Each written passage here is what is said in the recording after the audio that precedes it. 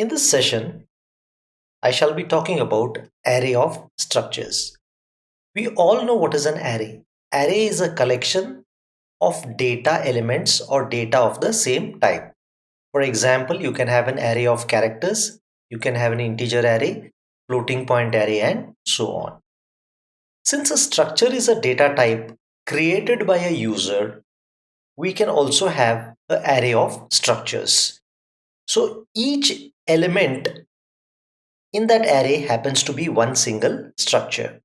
The best way to understand an array of structures is to think of a real life example.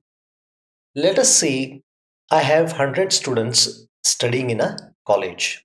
I want to maintain information pertaining to these 100 students. I could now create 100 different structures, but it's not a great idea because from 100, if I say I want to maintain data of 1000 students, you cannot create 1000 structure variables. The program will just look terrible.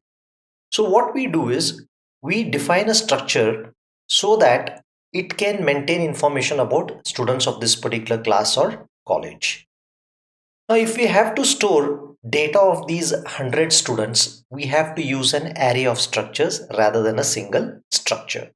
So take a look at the structure definition. So this is the definition of the structure.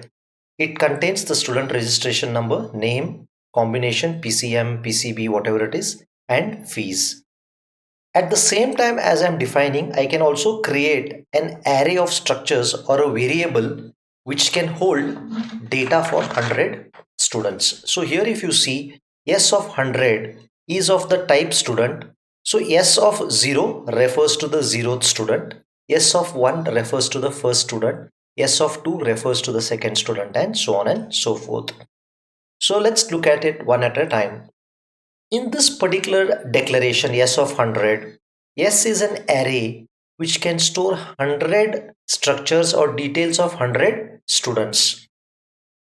Now, S of 0, if I say S of 0 dot name, I'll get the name of the first student because we are starting from 0. I say that's the first student or the 0th student according to us. S of 99 dot fees will give me the fees paid by the last student or the 100th student.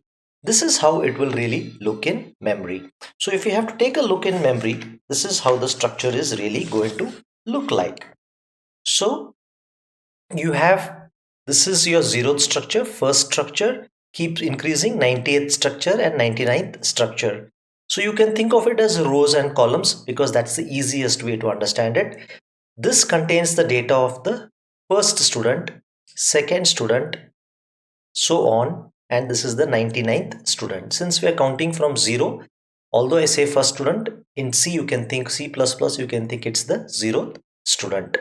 So just look at how I'm referring to them. S of 0 dot name will refer to the name of the 0th person. S of 99 will refer to the fees of salary or fees of this person. So this I have taken a different array, although I have shown here something different. This is representing something different. This should have actually been more like, let's strike it out so it doesn't create confusion. This should have been combination. This should have been fees. And this name is okay. This should have been, instead of ID number, it should have been registration number. So this is how it would have looked. So this is the memory representation of S of 100. Now what I shall try to do here is I am going to show you how you can initialize an array of structures after defining the structure, and how do you during declaration itself, how you can go about initializing the structure. So if you take a look here, what I am doing here is I am trying to initialize the structure. I have declared structure info which contains register number, name and fees. I want to initialize this particular structure. I have created S of this particular data type and I have not specified the size because I am explicitly initializing. So the size of this is automatically going to be equal to 4 because I have already initialized 4 locations. So registration number 1, name is Lavanya and this is the fees paid by her. 2 is Manasa, 6250 is the fees paid by her. Sajjan is this amount, Sahana is this amount. So this is how you're initializing, comma, Name is a string, so I'm putting it in double quotes. Here you can see it's in double quotes everywhere. This is a normal floating point number, so I'm just separating them by comma and depicting it. So you can see comma separated. This is the way I'm initializing this structure. Yes. Now in the next and last video of this particular theory session of the structures chapter, I'm just going to take a simple program and help you read some data into structures and print data out of structures to give you better understanding of structures.